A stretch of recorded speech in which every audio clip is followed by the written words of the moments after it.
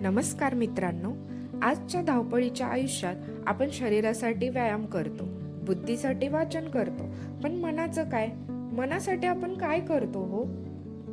मनाच्या समाधानासाठी आणि शांतीसाठी अध्यात्म अत्यंत आवश्यक आहे आणि आपण याच विषयावर आज बोलणार आहोत.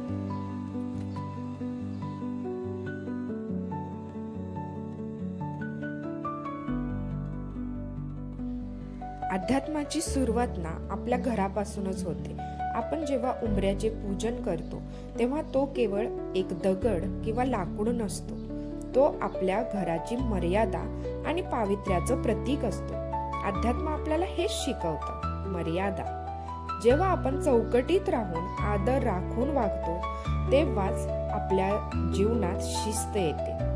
बाहेरच्या जगातील नकारात्मकता घरात येऊ नये हाच या पूजनामागचा शुद्ध भाव आहे.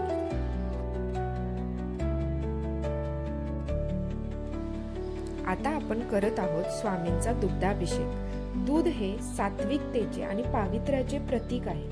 जेव्हा आपण स्वामींच्या मूर्तीवर ही दुधाची धार धरतो तेव्हा केवळ मूर्तीचा अभिषेक होत नसतो, तर तो आपल्या अंतर्मनाचा अभिषेक असतो.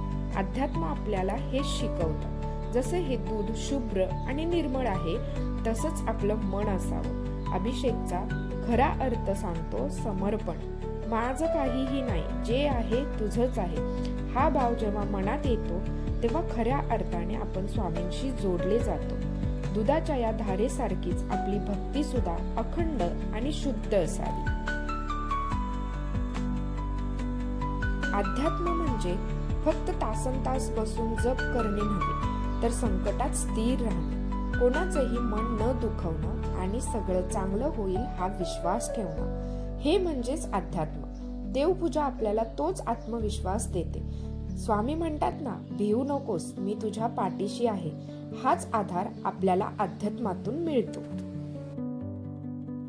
म्हणूनच मित्रांनो, दिवसातला थोडा वेळ का होईना देवासमोर बसा, स्वतःशी संवाद साधा. अध्यात्म तुम्हाला एक उत्तम माणूस बनवेल. आजचा हा व्हिडिओ तुम्हाला कसा वाटला ते मला कमेंट्समध्ये नक्की सांगा. आणि कमेंट्समध्ये श्री स्वामी समर्थ लिहायला विसरू नका. धन्यवाद.